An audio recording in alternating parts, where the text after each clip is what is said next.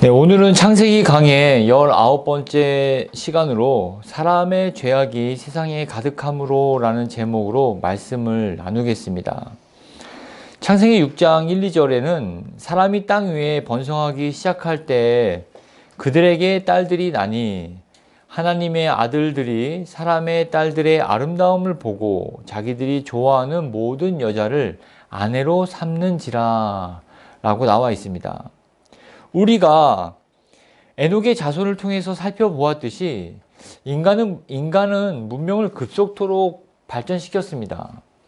문명이 발전되면서 삶이 보다 윤택해지고 편리해지는 것은 좋았지만 그것이 목적이 돼서 발전된 문명 속에서 더욱 하나님께는 죄를 짓는 일에도 가속되었다는 것이 문제였다는 것입니다. 자신이 이 세상에 창조된 목적을 잃은 사람들은 눈뜬 장님이 되어서 방향을 잃기가 쉽습니다. 왜냐하면 세상이 화려함과 빠른 속도로 발전하고 또 매우 치열한 경쟁을 하지 않습니까? 그래서 남들보다는 빠르게, 남들보다는 앞서서, 남들보다는 더 멀리 혹은 더 많이 이러한 어떤 이 정신을 가지고 세상을 살아갑니다.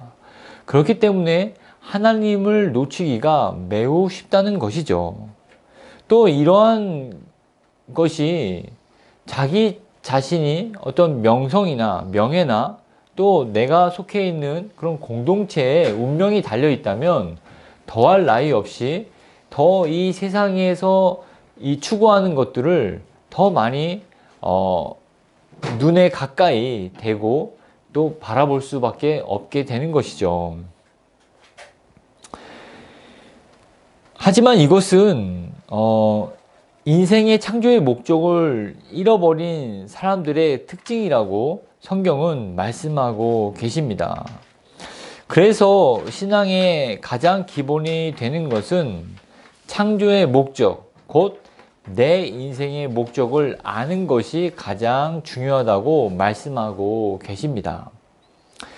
웨스터민스터 소요리문답 제1문에서는 인간의 최고 목적은 무엇입니까? 라고 물어봅니다.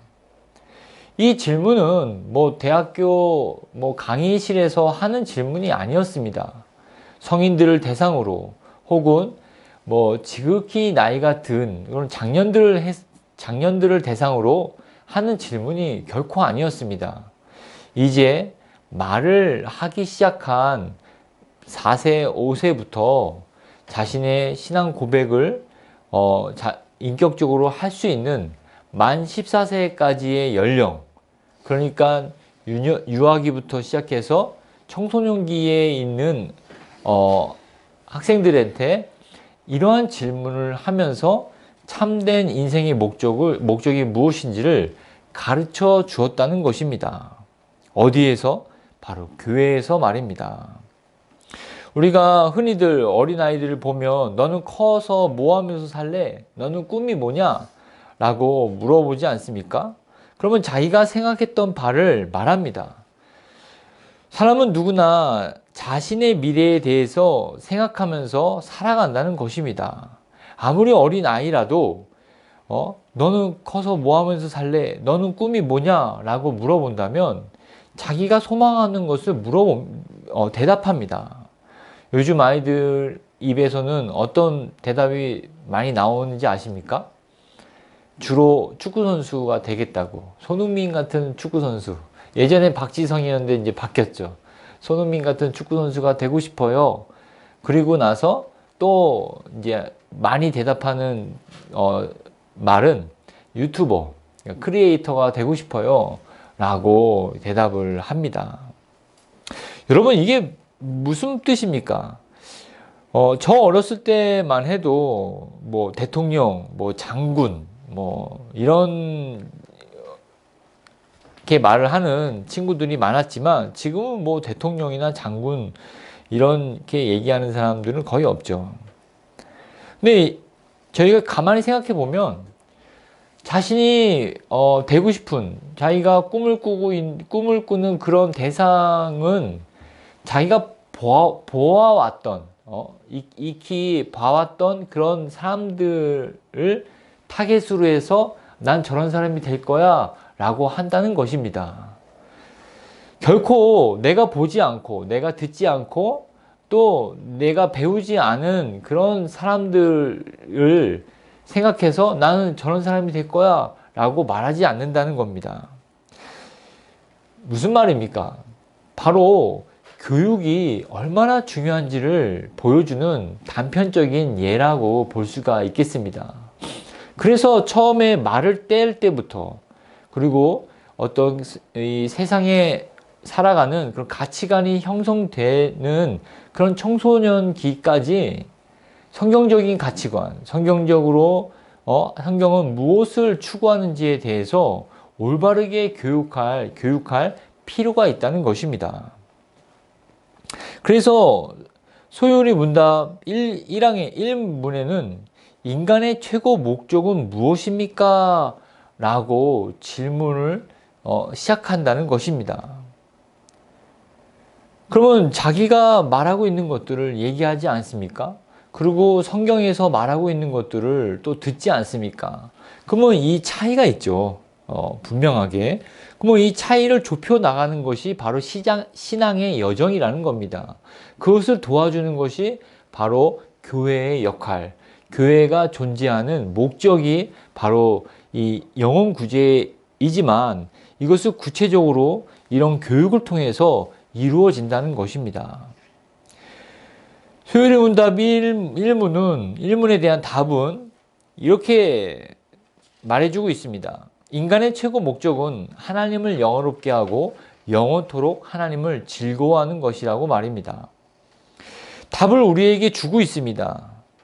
나의 영광을 위해서, 또 내가 인생 젊었을 때 더 세상을 누리고 더 즐겨야 한다는 그런 세상의 답과 맞서서 고민하고 또 그것이 어느 것이 맞는지를 살펴볼 수 있는 기회를 이 소요리 문답은 제공해 준다는 것입니다.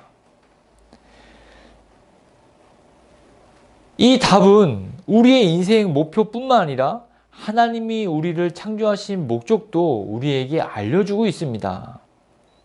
확장해서 말한다면 하나님이 인간을 창조하신 목적은 하나님 당신의 영광을 위해서 창조하셨고 영원히 그 창조한 인간과 함께 즐거움을 누리기 위해서 창조하셨다고 우리는 이 문제를 통해서, 이 단문을 통해서 알 수 있다는 것입니다. 그런데 오늘 본문의 2절을 한번 살펴보겠습니다.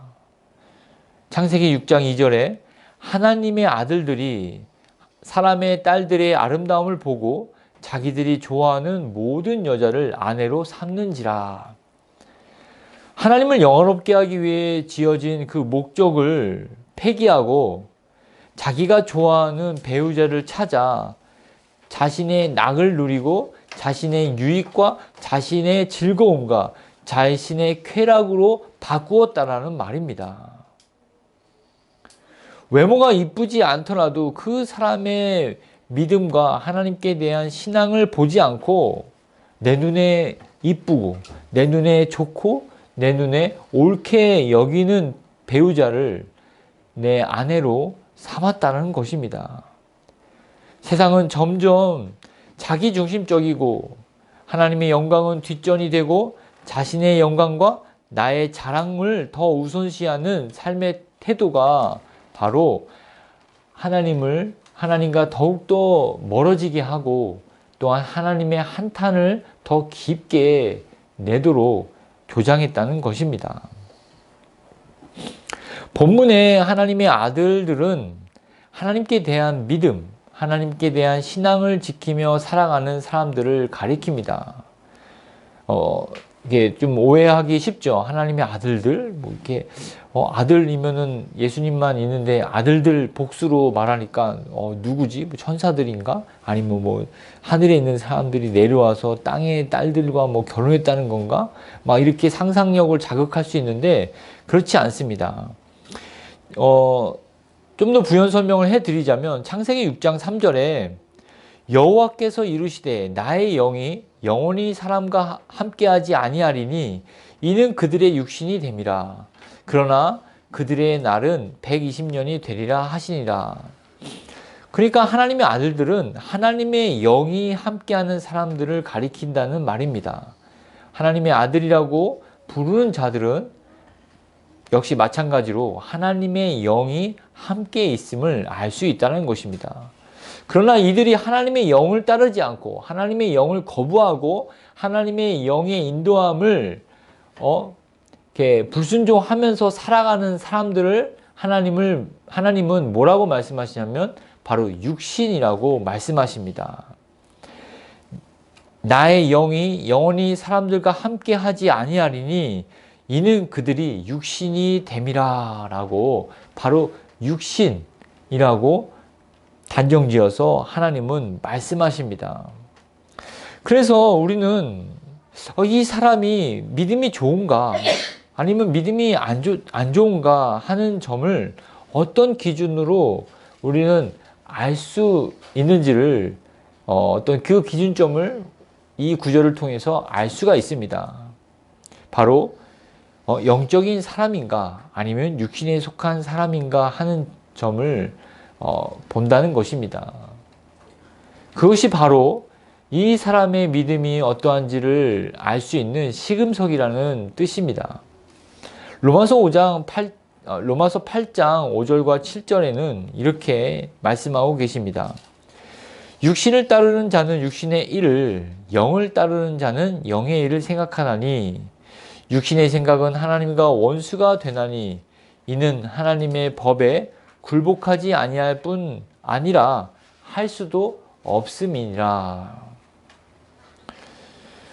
그렇다면 여러분은 어디에 속해 있는 사람이십니까? 영에 속해 있습니까? 아니면 육신에 속한 사람입니까? 겉은 영인데 속은 육신입니까?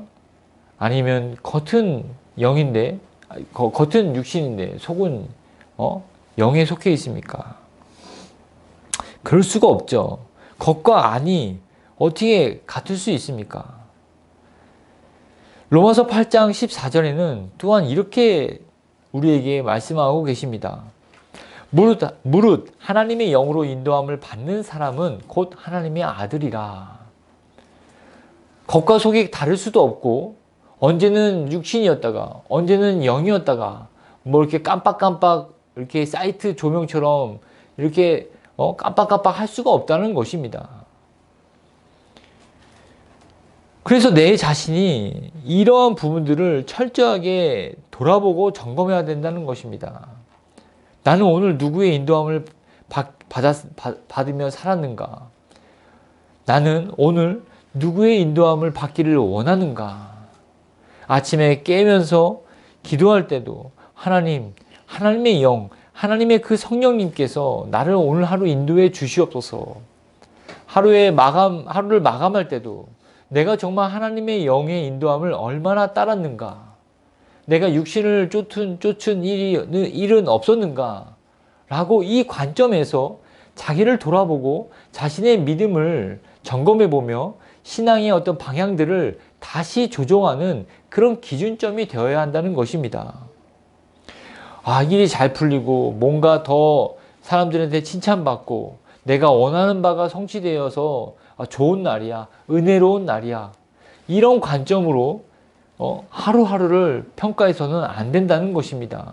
비록 내게 고난이 왔을지라도, 내가 비록 죄에 빠져 있을지라도, 내가 그 죄의 그 고통 속에서 하나님을 더 부르짖고 그 예수 그리스도의 십자가의 보혈을 더 부둥켜 안게 되었다면 그것이 바로 그날이 바로 복된 날이요 은혜의 날이라는 것입니다. 정말 우리가 영의 눈으로 하나님의 관점으로 성령님의 그 인도하심으로 우리의 신앙생활의 그 기준점으로 삼아야 될 뿐만 아니라 정말 그 믿음으로 말미암아 내가 영에 속한 자인지 아니면 육신에 속한 자인지를 점검해야 될 줄을 믿습니다. 그렇다면 하나님의 영의 인도함을 받기 위해서는 어떻게 해야 합니까? 이것은 하루아침에 되는 것이 아닙니다. 감격스럽게 찬양을 하거나 눈물을 막 한 바가지 쏟았다고 해서 그렇게 인도함을 받는 능숙함으로 나아가는 것이 아닙니다. 매일매일 조금씩 자꾸 하나님의 영을 의식하는 훈련을 해야 한다고 성경은 말씀하고 계십니다. 어린 사무엘이 자고 있을 때 하나님의 음성을 듣지 않았습니까? 그런데 그 음성을 구분하지 못했습니다. 자기의 스승인 엘리 제사장이 자기를 부르는지 알고 그 하나님의 음성을 듣고서도 엘리 제사장한테 가서 부르셨습니까? 부르셨습니까? 부르셨습니까? 라고 몇 번 찾아가지 않았습니까? 이렇게 영적으로 어렸을 때 잘 구분을 못합니다. 이것이 하나님의 음성인지 하나님의 뜻인지. 그러나 점점 매일매일 훈련하면서 또 앞서 있는 믿음의 선배를 통해서 배우기도 하면서 점점 능숙해져 가야 한다는 것입니다. 그래서 이 사무엘은 완숙했을 때는 어떻게 됩니까? 하나님이 그 사울을 왕으로 세운 것을 후회한다는 말을 또 이렇게 털어놓을 정도로 하나님과 긴밀해지지 않았습니까? 또 그 잔을 옮겨서 다른 왕을 세우겠다라고 하는 그 말조차도 듣고서 그것을 또 수행하기 위해서 다윗에게 기름을 부으러 가는 그런 어떤 하나님과의 그런 깊은 교감 속에서 영의 사람으로 그렇게 살지 않았습니까? 바로 우리가 매일매일 하나님의 어떤 음성을 듣고자 하고 하나님의 인도하심을 듣고자 한다면 하나님은 어김없이 우리를 찾아와서 자기의 말씀과 자신의 인도함을 보여주신다는 것입니다. 이것이 훈련될수록 더욱더 선명한 하나님의 뜻과 그분의 인도하심을 받게 된다고 성경은 말씀해주고 계십니다. 그래서 포기하지 마십시오. 다른 사람은 잘 되는데 나는 안 돼. 나는 좀 예외인 것 같아. 너 이렇게 명단에서 누락됐나 봐. 이러한 어떤 사단이 주는 생각에 빠져서 믿음의 어떤 여정들을 포기하지 말라는 말씀입니다. 바울은 이를 가리켜서 이렇게 고백했습니다. 고린도전서 15장 31절에 형제들아 내가 그리스도 예수 우리 주 안에서 가진 바 너희에 대한 나의 자랑을 두고 단언하노니 나는 날마다 죽노라. 바울 자신이 날마다 죽노라라고 고백했습니다. 이것을 나 죽을 것 같아 라고 하소연한 게 아닙니다. 앞서 보셨듯이 나의 자랑을 두고 단언하노니 라고 이야기하고 있습니다. 자신을 부인하고 매일 십자가를 지며 주님을 따라가는 그 삶을 자랑한다고 말씀하셨습니다. 왜 그럴까요? 하나님과 동행하는 그 기쁨이 얼마나 크고 그 영광이 얼마나 찬란한지를 바울은 맛보았기 때문입니다. 그래서 자신의 육신을 어떻게 해요? 날마다 죽이는 삶을 살아간다는 것입니다. 이것이 얼마나 큰 기쁨이 되는지 정말 그 순간에는 고통스럽죠. 내가 익숙했던 그 삶의 어떤 습관들을 버리고 내가 하고자 하는 그런 행동들을 부인하는 것은 너무나 어렵습니다. 하지만 이것을 죽여가면서 성령님의 그 능력을 덧입는 삶은 말할 수 없는 그런 평안과 담대함과 힘과 능력을 얻게 되기 때문에 바울은 날마다 죽기를 자랑하며 그것을 단언하면서 고린도 교인들에게 너희도 이와 같이 날마다 죽기를 축원한다고 그 십자가의 영광에 초청하고 있다는 것입니다. 날마다 육신을 죽이는 일, 육신을 거부하고 육신이 생각하고 말하고 육신으로 반응하는 모든 일들을 죽이며 살아간다는 것은 쉽지 않습니다. 하지만 이 길은 좁을지라도 주님이 동행하시는 길이고 주님이 인도하시는 길이고 주님께서 먼저 앞서 가신 길이므로 우리는 이 길을 끝까지 완주할 수 있다는 확신을 가지시기를 주의 이름으로 축원드립니다. 본문으로 다시 돌아가겠습니다. 정말 이렇게 신앙의 교육을 받았지만 세상에 어떤 이쁘고 능력이 있고 또 그 여인이 나를 사랑하는 여인이고 정말 결혼을 앞두고 연애하는 중인데 단 한 가지 그 여인이 신앙이 없고 또 믿음 생활을 하지 않는다는 이유로 그 어떤 결별을 고민하는 것은 매우 어렵습니다. 정말 너무나 큰 결정을 앞두고 있는 것이죠. 하지만 그럼에도 불구하고 내가 모든 조건이 완벽하지만 어떤 신앙이 결핍되어 있다는 이유로 결별을 선언한다는 것은 하나님께서 마땅히 주실 복을 선택한다는 것을 본문을 말씀하고 계십니다. 그런데 반대로 그 배우자가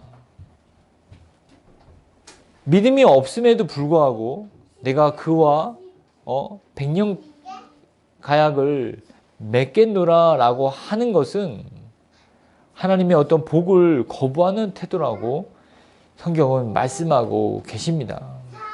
이것을 로마서 8장 13절에 너희가 육신대로 살면 반드시 죽을 것이로되 라고 말씀하면서 우리에게 교훈해 주시고 계시다는 것입니다. 마치 이것은 무엇입니까? 정말 아리따운 여인들, 정말 하나님을 등졌지만 그 등진 것 외에는 모두가 완벽해 보이는 그 여인들은 바로 우리에게 있어서 또 다른 선악과라는 것입니다. 선악과는 사라졌지만 사탄은 선악과보다 더 매혹적이며 유혹적인 또 다른 선악과로 인간의 타락을 가속시키고 있다는 것입니다. 그것은 바로 번성을 통한 자기 야망을 키우는 것으로 바뀌어졌을 뿐 선악과와 같은 맥락으로 우리를 유혹하고 타락으로 치닫게 하는 그런 미끼라는 것입니다. 그래서 우리는 이런 영적인 눈으로 이 세상을 바라봐야 할 필요가 있습니다. 세상은 굉장히 당위성으로 마땅하다라는 것으로 우리의 믿음을 무너뜨리려고 하지만 이것을 구분하는 이것이 육신의 생각인지 또 영의 생각을 따르는 것인지를 분명하게 알고 우리는 하나님을 믿고 따라야 할 줄을 믿습니다. 오늘 본문 4절과 5절을 보겠습니다. 같이 한번 읽을까요? 창세기 6장 3, 4, 5절을 읽겠습니다. 3, 4, 5절 시작.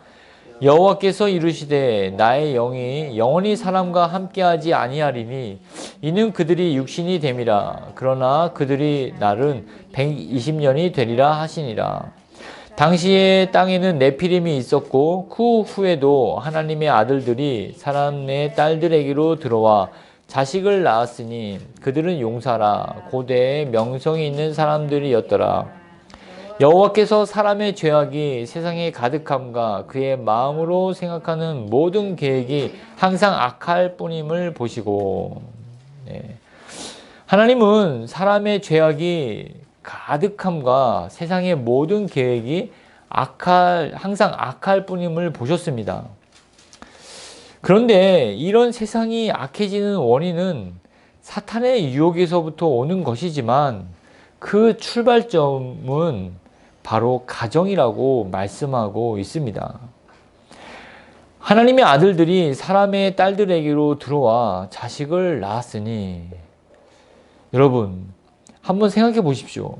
이 세상에 악해지고 항상 사람의 어떤 이 악한 계획들이 세상에 만연해지는 그것은 결과죠. 그러면 그 원인은 어디서부터 나왔다고 성경은 말해주고 있다고요? 바로 가정에서부터 출발되었다고 성경은 이야기해주고 있습니다. 하나님의 영으로 인도함을 받는 자들이 믿음이 없는 육신의 생각을 따르는 여자를 만나서 믿음의 가정을 이루지 못한 것이 세상이 사람의 죄악으로 가득하게 된 원인이라고 성경은 말해주고 있다는 것입니다. 이것은 무슨 뜻입니다? 그럼 바꿔서 이런 말들을 좀 바꿔서 세상이 너무 악해. 세상의 사람들의 어떤 생각들이 너무 못됐어. 그러면 이것을 어떻게 고쳐 나가야 된다고요? 어디서부터 고쳐 나가야 된다고 성경은 답해주고 있는 겁니까? 바로 가정에서부터, 가정이 회복되면 이 세상도 회복되어진다라고 역으로 우리는 알 수가 있다는 것입니다. 교회에서 어렸을 때부터 결혼에 대해서 가르치고 가정의 소중함에 대해서 교육해서 훌륭한 믿음의 가정을 꾸릴 것을 가르쳐야 한다는 것입니다. 믿음의 좋은 배우자를 고르는 기준을 가르쳐야 할 뿐만 아니라 그 당사자도 믿음이 좋은 배우자가 되기 위해서는 어떻게 신앙생활을 해야 하는지도 배워야 한다는 것입니다. 또 교회는 그것을 가르치고 교육해야 된다는 것입니다. 교회가 건강하게 바르게 성장하려면 교회의 구성인 가정도 건강해야 한다는 것은 마땅한 말입니다. 그렇기 때문에 성경적인 바른 결혼관을 모든 교회의 구성원들이 함께 교육을 받고 공유해 나가야 한다는 것입니다. 웨스터민스터 신앙고백 24장의 주제는 바로 결혼과 이혼입니다. 24장 1항에서 이렇게 결혼에 대해서 말씀해 주고 있습니다. 결혼은 한 남자와 한 여자 사이에 이루어져야 한다. 딱 명시하고 있죠. 결혼은 한 남자와 한 여자 사이에 이루어져야 한다. 남자가 동시에 한 명 이상의 아내를 두거나 여자가 한 명 이상의 남편을 두는 것은 온당하지 않다라고 결혼은 어떻게 이루어지는지를 말씀해 주고 있습니다. 한 남자와 한 여자가 만나서 이루어져야 할 뿐만 아니라 한 남자가 다수의 여자를 또 한 여자가 다수의 남자를 두는 것은 온당하지 않다. 하나님의 뜻에 어긋나는 것이다 라고 명시해 주고 있다는 것입니다. 이것이 이런 말들, 이런 것들이 우리의 어떤 이 하나님의 어떤 그 하나님을 믿는 이 지식에서 바탕에 깔려 있어야 된다는 것입니다. 그래서 내가 이 부분에 대해서 하나님을 정말로 경외하는 마음들을 품고 또 살아가야 한다는 것입니다. 또 2항에서는 결혼은 남편과 아내가 서로 돕고 합법적인 자손을 통해 인류를 번성하게 하며 거룩한 씨를 통해 교회를 성장시키고 성적 부정함을 방지하기 위해서 제정되었다. 남편과 아내가 서로 도울 것을 말씀하십니다. 또 바울은 이에 대해서 이렇게 이야기했죠. 아내들아 남편에게 복종하라. 이는 주 안에서 마땅하니라. 남편들아 아내를 사랑하며 괴롭게 하지 말라. 에베소서, 골로새서, 고린도전서 엄청 많은 곳에서 그 바울은 그 서신서에서 이러한 부분들 부부 관계가 어떠해야 되는지에 대해서 많은 부분에 대해서 많은 부분을 할애하면서 설명하고 있습니다. 특별히 남편들은 아내와 자녀를 향해서 이렇게 여기라고 성경은 말씀하고 계십니다. 시편 128편 3절 말씀에 내 집 안방에 있는 내 아내는 결실한 포도나무 같으며 내 식탁에 둘러앉은 자식들은 어린 감람나무 같으리로다. 이러한 마음으로 또 자신의 부인과 자녀들을 또 여기라고 우리에게 말씀하고 계십니다. 또 우리가 이 2항에서 살펴봐야 할 부분은 거룩한 씨를 통해서 교회를 성장시키고 라는 말입니다. 여러분, 실질적으로 오랜 역사와 전통을 가진 유럽 교회나 북아메리카 대륙의 개혁 교회는 지금 계속 성장해 가고 있습니다. 물론 이제 이렇게 영적으로도 이렇게 성숙해져 가고 있지만 수적으로도 계속 늘어나고 있는 추세입니다. 전도를 열심히 해서 새로운 신자들이 유입되는 것보다도 가정들이 교회 안에서 잘 세워지고 그 자녀들이 건강하게 잘 자라서 교회 회원으로 유입되면서 수적인 성장이 계속되고 있습니다. 또 이런 어떤 부분들을 생각해 본다면 이제 한국 교회 입장에서는 이거 언제 어느 세월에 애 낳고 그 애가 자라기까지 언제 기다리냐, 그렇게 이렇게 하시는 분들이 있습니다. 그래서 많은 전도 프로그램들을 도입하죠. 전도 폭발이라든가 우리는 교회입니다라고 하는 그런 통해서 총동원 주일, 새신자 주일, 홈커밍 데이, 교회에서 홈커밍 데이도 합니다. 그렇게 해갖고 이렇게 빈자리를 안 치려고 많은 노력을 하죠. 그러나 우리가 이 한국교회 한 5, 60년을 보면서 그렇게 해서 수적인 성장은 이뤘지만, 우리가 정말 이 교회가 건강한가라고 좀 살펴본다면 퀘스천을 던질 수밖에 없습니다. 그래서 코로나로 인해서 다 떨어져 나가는데 또 같은 방법으로 또 사람을 이렇게 모으려고 한다는 것은 조금 답답한 그런 모습이 아닐까라고 생각됩니다.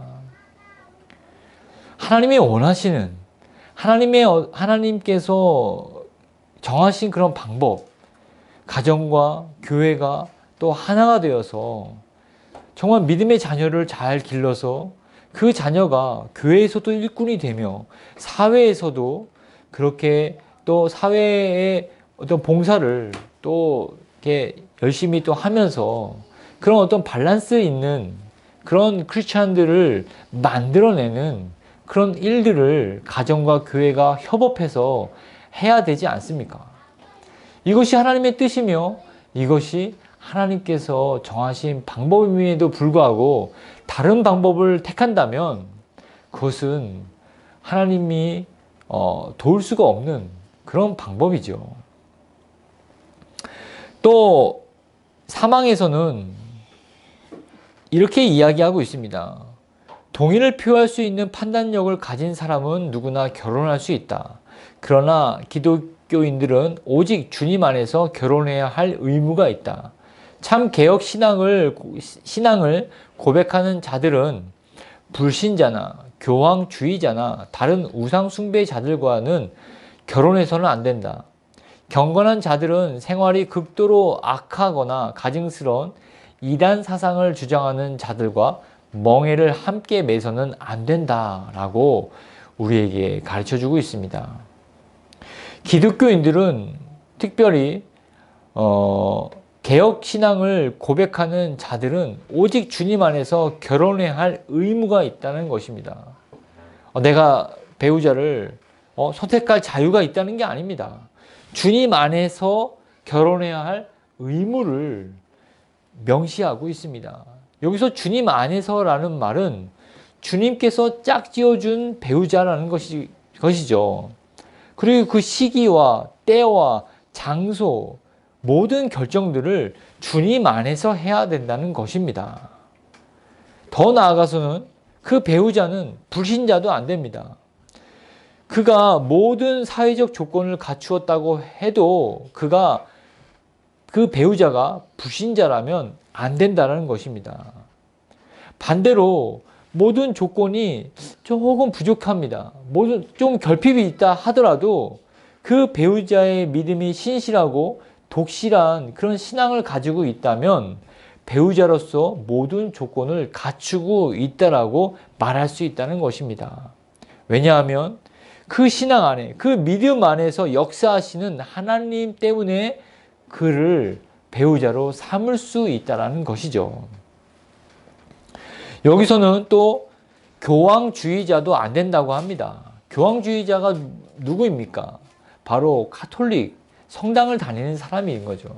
마치 약간 그 성당을 다니는 어떤 그 교우들을 뭐 형제, 자매, 뭐 이웃, 신앙의 이웃이라고 생각하지만 절대 아닙니다.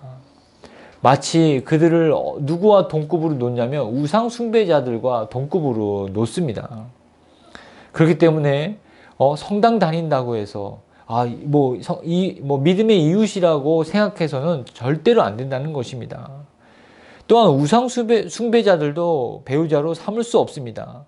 세상의 가치관으로 만몬을 섬기고 몰렉에게 절하며 자신의 자식까지도 그 우상에게 바치려는 그런 신도들에게는 절대로 함께 배우자로 멍에를 맬 수가 없다라는 것입니다. 여러분 그렇지 않습니까? 자신의 어떤 자식을 세상에 이름을 날리기 위해서 얼마나 자식에게 매여서 자식이 이렇게 되기를 간절히 바라면서 그 자식이 우상이 돼서 이렇게 뒷바라지하는 부모들을 보지 않습니까? 그것이 마치 몰렉에게 자기 자신을 불에 태우는 행위와 같지 않습니까? 어떤 모습만 다를 뿐이지. 이러한 자들은 결코 안 된다고 이야기합니다. 또한 믿는 신자가 경계해야 할 그런 배우자는 이단 사상에 빠진 자들이라고 말씀하고 계십니다. 그 이단 사상에 빠진 사람들은 그 사고의 체계와 가치 체계가 심하게 왜곡되어 있습니다. 그렇기 때문에 그들과 같이 결혼해서 어떤 그 가치관을 공유한다는 것은 매우 힘듭니다. 거의 불가능합니다. 이것은 마치 그 이단 사상에 빠진 자들과 결혼한다는 것은 내가 기름통을 들고 불 속에 뛰어드는 것과 같기 때문에 정말 결혼을 주 안에서 이룰 수 있도록 엄중하고도 간절하게 기도해야 할 것입니다. 남들이 할 때 나도 해야 한다라고 이렇게 알리는 것을 사회적 알람이라고 합니다. 이런 사회적 알람 때문에 남들 진학할 때 나도 진학해야 한다는 의식이 크게 또 자리 잡고 있지 않습니까? 그래서 남들 다 대학 가는데, 친구들 다 대학 갔는데 홀로 재수하게 되면 재수생으로 불려지기보다 죄수생으로 이렇게 취급받는 경우들을 많이 봅니다. 뭐 취업도 마찬가지고 결혼도 더더욱 그렇습니다. 이 사회적 알람의 이 울림이 가장 큰 것이 결혼의 시기를 알리는 그런 알람 소리일 겁니다. 그러나 이것도 옛말이 되지 않았습니까? 지금은 결혼 정년기란 말도 좀 이렇게 뭐 무색할 정도로 굉장히 나이가 들어도 결혼하지 않는 사람들을 주위에서 쉽게 볼 수 있습니다. 또한 결혼을 하더라도 아이를 갖지 않는 조건으로 결혼을 하는 커플도 많아졌고, 또 결혼 전에 한번 살아보고 동거를 해보고 결혼해 보자는 어떤 식으로 젊은 사람들이 그런 어떤 동거 문화도 좀 만연해졌습니다. 세상의 번성이 가져다 주는 혜택으로 하나님의 영광을 위해서 사용하기보다 더욱더 타락한 세상을 만드는 데 사용하는 죄인의 모습을 우리는 볼 수가 있습니다. 너도 나도 자기가 원하는 대로, 자기 마음대로 자기의 영광을 추구하며 살아간다면 결국 세상은 사람의 죄악이 가득하고 또 그 계획이 모두 다 악하다고 주님은 이 오늘 말씀을 통해서 경고하고 계십니다. 이런 세상은 하나님의 한탄만 낳게 될 뿐만 아니라 결국 심판에 이르게 된다고 경고하고 계십니다. 히브리서 9장 27절에는 한 번 죽는 것은 사람에게 정하신 것이요 그 후에는 심판이 있으리니 라고 말씀하고 있습니다. 찰스 스펄전은 이 구절을 이렇게 바꾸어서 우리에게 또 알려주었습니다. 형제여, 당신이 얼마나 죄를 지었든지 죽기 전에는 심판이 없으므로 아직 형제가 죽기 전이라면 어서 주님께로 돌아오시오. 굉장히 기가 막힌 해석이지 않습니까? 한 번 죽는 것은 사람에게 정해져 있지만 그 후에는 심판이 있을 것이다. 이 말을, 이 구절을 역으로 죽기 전에는 심판이 없으므로 주님께 돌아올 수 있는 기회가 있으니 속히 돌아오라 라고 스펄전은 우리에게 말씀해 주었습니다. 우리가 주님께로 돌아갈 수 있는 그 기회는 바로 지금이라고 제가 또 지난주에도 말씀드리지 않았습니까? 그렇습니다. 신앙은 현재 진행형이며 바로 오늘 내가 이러한 설교를 들을 때가 주님께로 돌아갈 때라고 성령님은 우리에게 말씀하고 계시다는 것입니다. 내일의 보장은 누구도 해줄 수가 없고 할 수가 없습니다. 정말로 우리가 이게 신문이나 매스컴을 통해서 갑작스러운 죽음을 맞이하는 사람들을 보지 않습니까? 정말 어이없게, 정말 어처구니 없게 숨을 거두는 사람들도 많이 있습니다.